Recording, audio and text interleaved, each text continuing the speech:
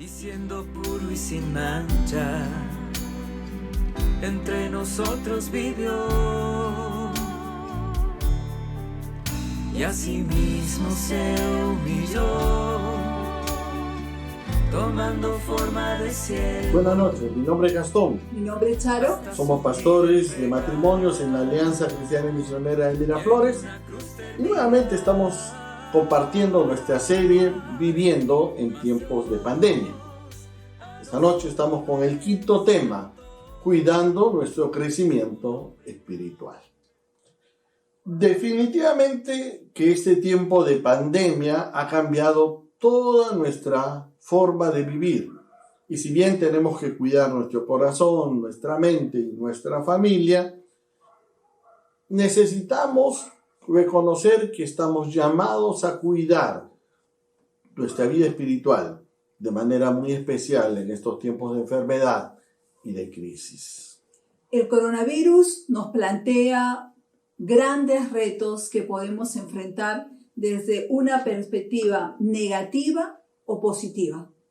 La pandemia es algo que no podemos cambiar, que no está en nuestras manos, pero lo que sí podemos cambiar es la manera o la forma de vivirla, tanto internamente para convertirla en una bendición.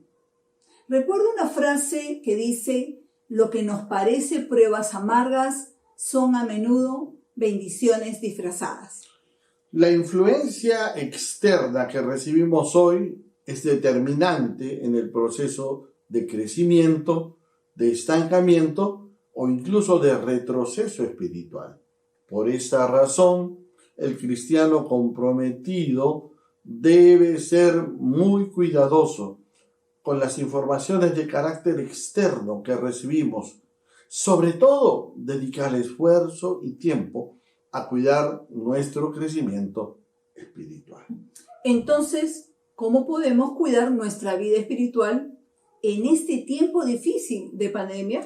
Justamente es lo que vamos a contestar en esta noche. Pero antes de hacerlo, les invito a tener una palabra de oración conmigo para disponernos a compartir lo que Dios nos ha regalado en este tiempo. Oremos. Señor, te damos gracias por la oportunidad de entrar a cada hogar y a cada familia y la oportunidad de hablar de tu gracia y tu amor, de lo que tú haces en nuestras vidas.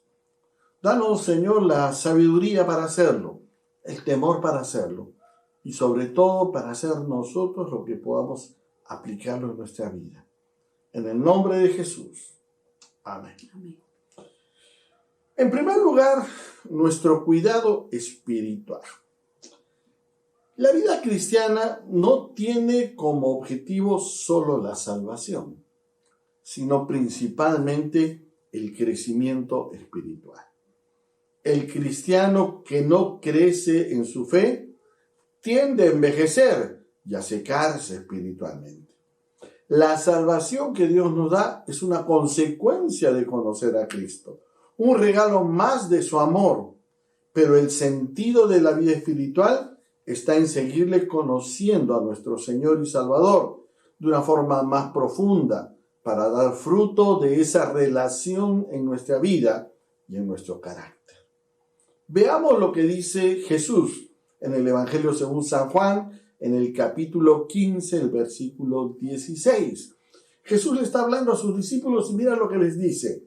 No me escogieron ustedes a mí, sino que yo los escogí a ustedes y los comisioné para que vayan y den fruto, un fruto que perdure.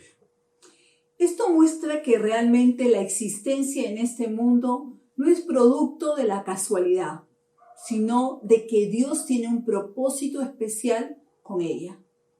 Todo el que se llama seguidor o discípulo de Jesús debe atesorar esto sin volverse orgulloso, como si lo hubiera ganado. Todo está arraigado en el hecho que Jesús escoge a sus discípulos no solo para que sintieran la emoción de ser elegidos, sino para que vayan y den fruto, un fruto que perdure. Esta acción se encuentra en un presente activo con el propósito de enfatizar continuidad. continuidad persistiendo, seguir dando fruto, continuidad permaneciendo, un compromiso para con Dios, no como un mero brote, sino un crecimiento y producción de fruto permanente para la gloria de nuestro Padre Celestial. Fuimos elegidos para producir fruto, un fruto que permanezca. El cristiano que tiene una vida espiritual con fruto es justamente a partir de su relación personal y cercana con Dios. Entonces, ¿cómo crecemos en el conocimiento de nuestro Salvador y aprendemos a dar fruto en nuestra vida? Permíteme mencionarte algunos aspectos. Primero, pasando tiempo diario con Dios. Es lo que nosotros llamamos el tiempo devocional, de lectura de la palabra y de oración. Permíteme decirte que es la única manera o garantía de mantener cercanía con Dios. Nosotros le hablamos en oración y Él nos habla por su palabra. Es una comunicación de ambos lados, de ambos sentidos. En segundo lugar, aprendiendo a ser discípulos del Señor. Esto es algo especial porque necesitamos aprender a ser seguidores. Un discípulo es un seguidor de Jesucristo. Y esto no se produce automáticamente. A partir del día que te entregas a Cristo ya te vuelves un seguidor de Cristo. Sino más bien es un proceso de enseñanza y aprendizaje de lo que le agrada a nuestro Señor. Rindiendo cuentas de lo que hacemos y de lo que aprendemos a los que son nuestros maestros en la fe. Y esto significa recién llegar a ser un discípulo. Finalmente, obedeciendo lo que nuestro Señor nos enseña.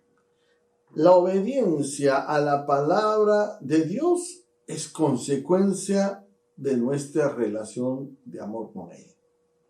Jesús dijo en el Evangelio según San Juan, capítulo 14, versículo 15, una frase muy conocida que muchos repetimos, pero que no sé si lo entendemos. Él dice, si ustedes me aman, obedecerán mis mandamientos. Entonces, no es el frío cumplimiento de un código o una lista de reglas, es el fruto de una relación de amor con nuestro Señor y Salvador. Por supuesto, por esta razón, por esta relación, por esta comunión, nuestra vida es transformada por Él y podemos dar el fruto que Dios espera de cada uno de nosotros. En segundo lugar, nuestro círculo de influencia. Hemos dicho que el cristiano desarrolla su vida espiritual a partir de su relación personal con Dios. Es en esta relación que aprendemos a amar a Dios antes que amar a otras cosas y a otras personas. Pero no podemos ni debemos estar distanciados de nuestra sociedad, de la sociedad que nos rodea, de los familiares, de los compañeros y de los amigos. Todos ellos ejercen un tipo de influencia para nuestras vidas. Frente a esta realidad, el apóstol Juan nos dice en la tercera epístola de Juan, capítulo 1, versículo 11, querido hermano, no imites lo malo, sino lo bueno. El que hace lo bueno es de Dios, el que hace lo malo no ha visto a Dios. Esta pequeña carta de Juan fue escrita para animar a los seguidores de Jesús, palabras que fueron dirigidas a Gayo y a quien él llama el amado. El anciano Juan nos llena de sabios y sencillos consejos, colocando dos ejemplos claros. Uno bueno, quien era Gayo, y uno malo, que era Diótrefes. Y ahora aplica el punto, imita lo bueno, porque servimos a un Dios bueno, y aquellos que le siguen igualmente hallarán el bien. El pecado distorsiona la buena visión mas Dios la corrige si nos acercamos a Él. Aquí estamos hablando de la influencia y el modelo que ejercen otros sobre nuestras vidas, nuestras conductas e incluso nuestras familias, debido a su vinculación o a su cercanía con cada uno de nosotros. Por eso debemos aprender a escoger y a orientar nuestras vidas a partir de modelos que nosotros escogemos y no que nos impone la sociedad, o en este caso los medios de comunicación o el internet, ni el mundo que está a nuestro entorno. Entonces, ¿quiénes deben estar en nuestro círculo de influencia espiritual y personal? Primero, Jesús. Él en más de una oportunidad nos invita a seguir su modelo y su ejemplo. Mira, Mateo, el Evangelio según San Mateo, capítulo 11, versículo 29, un versículo hermoso y muy útil en distintos momentos. Jesús está hablando con los discípulos en general y Él les dice: carguen con mi yugo y aprendan de mí, pues soy apacible y humilde de corazón, y encontrarán descanso para su alma. Para entender este pasaje, primero necesitamos entender su contexto. En este pasaje Jesús se está dirigiendo al pueblo de Israel, quien estaba atribulado y agobiado con los legales argumentos de haz esto y no hagas esto, de los fariseos, y con las consecuencias de eso, la culpa, la frustración y el descontento que siempre acompañaba el legalismo. Y aprende o aprendan, este verbo está en el presente continuo y describe un proceso de discipulado, de un viaje de crecimiento y un cambio a la semejanza de Cristo. Significa aprender por investigación, pero también por el uso y por la práctica para adquirir el hábito. En este evento es el único lugar donde el Señor nos dice cómo es realmente su persona, su naturaleza, cuando se describió a sí mismo como apacible y humilde de corazón. Es un corazón de siervo que es demostrado a lo largo de su ministerio, lo que lo califica para ser el que lleva nuestras cargas. Jesús se hizo hombre y habitó en la misma tierra que nosotros, para que como sus discípulos nosotros podamos seguir su modelo de conducta y de carácter. Él debe ser nuestro primer y principal modelo de vida. El apóstol Juan confirma esto en Primera de Juan, en su primera epístola, en el capítulo 1, en el versículo 6. Él dice: el que afirma que permanece en él debe vivir como él vivió.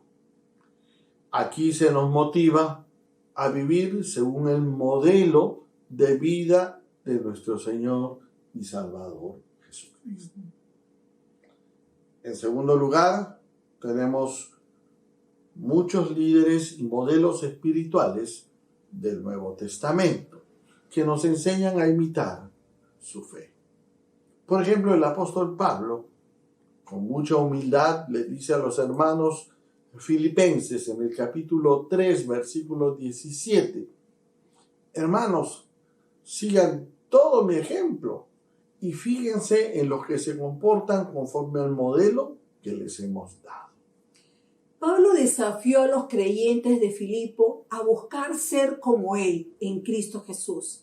Esto no significaba que debían copiar cada cosa que hacía él, sino que participen de las mismas metas, por así decirlo. En aquel entonces, el único referente de cómo vivir el Evangelio era Pablo. Posiblemente no había evangelios escritos, todavía contemplarse en la vida del seguidor de Cristo, y por eso Pablo los exhortaba a que lo imitasen. La obediencia y fe de Pablo había crecido al punto que se consideraba un modelo de discípulo. Modelo de discípulo de nuestro mismo Señor Jesucristo. Además, el apóstol anima a otros a seguir su ejemplo porque él mismo había sido quien los había llevado a la fe de nuestro Señor.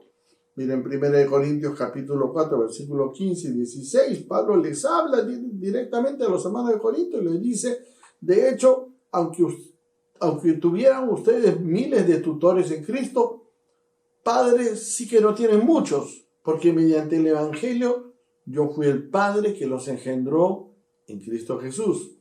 Por tanto les ruego, sigan mi ejemplo. Ahora el apóstol apela a su autoridad como padre espiritual para poner punto final a toda esta discusión. El objetivo de Pablo no era tratarlos como un duro superior, sino amonestarlo como un padre amoroso. Los corintios podían tener muchos ayos, tutores, maestros, cuya función era acompañar a sus jóvenes amos, pero solamente un padre en la fe, y ese era Pablo. Había sido ejemplo delante de ellos a tal punto que muchas veces exhortó. Entonces Pablo les habla a estos cristianos de Corinto como un padre les habla a sus hijos, aconsejándoles que sigan su ejemplo. Tenemos a nuestros pastores y padres espirituales de hoy en día que aman a nuestro Señor y que también son un modelo de fe que nosotros debemos procurar aprender a seguir y a imitar. Por último, tenemos amigos y hermanos en la fe. Y necesitamos reconocer que somos parte de una comunidad grande de creyentes.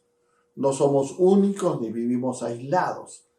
El vivir en una comunidad significa aprender a responder y dar cuentas por nuestros actos ante otros. Mira lo que enseña el autor de Hebreos en el capítulo 10, un pasaje bastante conocido, en el versículo 24 y 25. Dice, procurémonos unos por otros a fin de estimularnos al amor y a las buenas obras. No dejemos de congregarnos como acostumbran hacerlo algunos, sino animémonos unos a otros, con mayor razón ahora que vemos que el día se acerca. Fíjate que aquí se está graficando lo que debe ser nuestra vida comunitaria como creyentes. Debemos procurarnos unos por los otros, preocuparnos unos por los otros, animarnos en nuestra fe unos por otros, incluso más ahora que no nos vemos. Una llamadita telefónica, un WhatsApp, un contacto. Nosotros somos parte de una familia espiritual, y en el caso nuestro es de la Iglesia Alianza de Miraflores, de los matrimonios. Y en esta comunidad aprendemos los principios de fe y de conocimiento de nuestro Señor. Y ellos son también una fuente de influencia, de amor, de inspiración para una vida de obediencia a nuestro Señor Jesucristo. Por último, nuestra influencia a otros. Si bien es cierto, debemos aprender a velar y orar por otras personas, debemos dejar de pensar solo en nuestras necesidades y problemas personales para dejar huellas que otros puedan seguir y afectar la vida de todos los que nos rodean, en especial en este tiempo de pandemia y cuarentena. Mira lo que enseña Jesús en Mateo capítulo 5, versículo 13 en adelante. Él está hablando, un pasaje hermoso y conocido que dice, ustedes son la sal de la tierra. Pero si la sal se vuelve insípida, ¿cómo recobrará su sabor? En el 14 dice, ustedes son la luz del mundo. Una ciudad en lo alto de la colina no puede esconderse, ni se enciende una lámpara para cubrirla con un cajón. Hagan brillar su luz delante de todos. En el mundo antiguo la sal era muy valiosa. Los griegos pensaban que contenía algo así como que divino, y algunas veces los romanos les pagaban a sus soldados con sal. Un soldado que no realizaba sus tareas no era digno de su salario. La palabra salario se deriva de salarium, que era la cantidad de sal que los romanos recibían como pago. Usted es un agente que sazona. Tenga en cuenta que la sal, para ser eficaz, debe entrar en contacto con la carne o el pescado que va a preservar. Para ser eficaces, debemos estar involucrados en el lugar donde trabajamos y donde vivimos. Sin embargo, si una persona ha creído en Jesús, pero su vida no da fruto, ni vive como Dios manda, corre el riesgo de volver a contaminar. Por esta razón, Jesús les dice a sus discípulos que son la sal de la tierra, porque están comprometidos a preservar y cuidar su sociedad de la corrupción natural que aparece. Cuando se habla de la luz del mundo, para las personas en el tiempo antiguo, esta ilustración tenía mucho sentido porque cuando viajaban de noche, la oscuridad era absoluta, pero cuando se veía la luz de una ciudad en el monte a lo lejos, podía tener una referencia en el camino y se podía observar un poco de luz en el cielo. Las pequeñas lámparas de aceite con mecha usadas en esa época daban poca luz a las casas y así era mejor ponerla en un lugar alto. La luz verdadera que proviene de Dios, al vivir con Dios, manda nuestras vidas y las que son transformadas y así reflejan la luz de Dios, sirviendo de ejemplo a los que nos rodean. Nuestra vida ha de ser como la sal y deben dar sabor al mundo, y como la luz que alumbra a otros el camino de la vida. Jesús termina el uso de esta metáfora dando la aplicación de que de la misma manera que una ciudad alumbra y que una lámpara alumbra, las obras de nuestra vida deben alumbrar al mundo. Es muy importante recordar que la luz debe alumbrar a todos los que están en su casa. Recuerda que alguien se tomó un poco de tiempo y esfuerzo para que ustedes puedan escuchar del amor de Dios. Este es motivo suficiente para que nosotros pensemos en que hay muchos más que necesitan conocer y recibir del amor de Dios. Además, tenemos el ejemplo del Señor Jesucristo, que escogió a 12 hombres comunes para que sean sus discípulos. También el apóstol Pablo se esforzó en la formación de Timoteo, de Tito. Entonces, ¿a quiénes debemos transferir nuestra fe y cuidando nuestra vida espiritual? Primero, tenemos que darlo a nuestro círculo más íntimo y personal. ¿Quiénes son ellos? Nuestros familiares directos, el esposo, la esposa y los hijos. Toma en cuenta que nuestro testimonio y servicio comienza en el hogar, con los nuestros. Mira lo que enseña Pablo a Timoteo, en 1 Timoteo capítulo 5, versículo 8, él les dice que el que no provee para los suyos y sobre todo para los de su propia casa, han negado la fe y es peor que un incrédulo. Debemos recordar que esta provisión que menciona Pablo acá no solo es de dinero, como lo hemos pensado muchas veces, sino más bien de vida espiritual para nuestra familia, como líderes espirituales que somos de esta familia, o que en algún caso deberíamos serlo. Como segundo punto, debemos de considerar a nuestros familiares cercanos, que vienen a ser nuestros padres, nuestros hermanos. Tal vez ellos no viven con nosotros, pero ellos están en nuestro círculo de influencia y debemos darle buen testimonio para que conozcan del amor de Dios. Y por último, a amigos personales. Debemos transmitir el Evangelio a las personas que conocemos, que tienen continua relación con nosotros, a quienes podemos influenciar con nuestro testimonio de fe. Mira lo que dice Proverbios capítulo 18, versículo 24.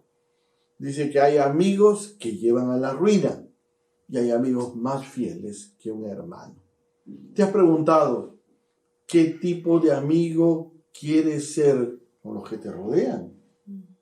Tú puedes ser un instrumento de bendición para su vida y para su familia, para la vida de tus amigos y para la familia de ellos. Debemos finalmente considerar que nuestra vida espiritual muchas veces no crece ni se desarrolla porque vivimos centrados en nosotros mismos, en nuestras necesidades y en nuestros problemas.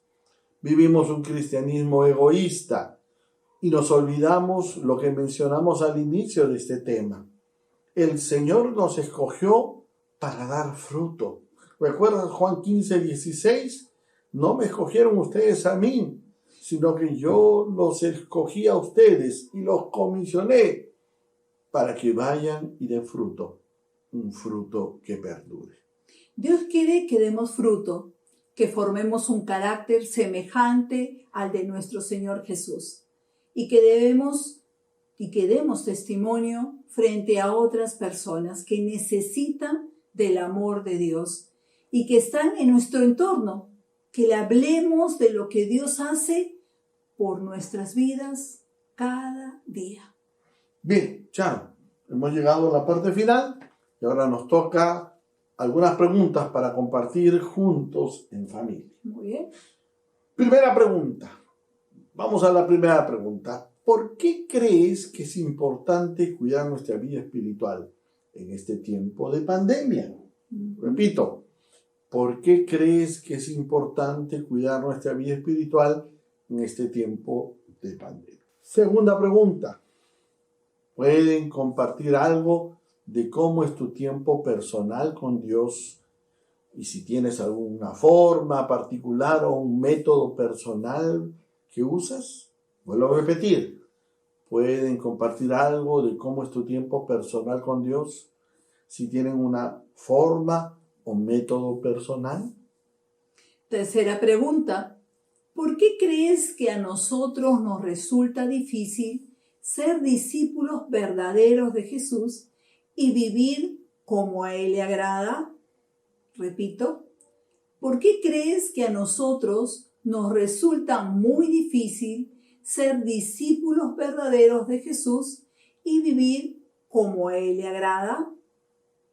Cuarta pregunta, ¿puedes identificar quiénes eran las influencias más fuertes en tu vida antes de conocer a Cristo y quiénes ahora cuando eres creyente? ¿Puedes identificar quiénes eran las influencias más fuertes en tu vida antes de conocer a Cristo y quiénes ahora cuando eres creyente? Finalmente, quinta pregunta. ¿Cómo estoy dando el fruto de Dios en mi vida? ¿Cómo lo comparto a los que me rodean? Vuelvo a preguntar, ¿cómo estoy dando el fruto de Dios en mi vida? ¿Cómo se da ese fruto? ¿Y cómo lo comparto a los que me rodean?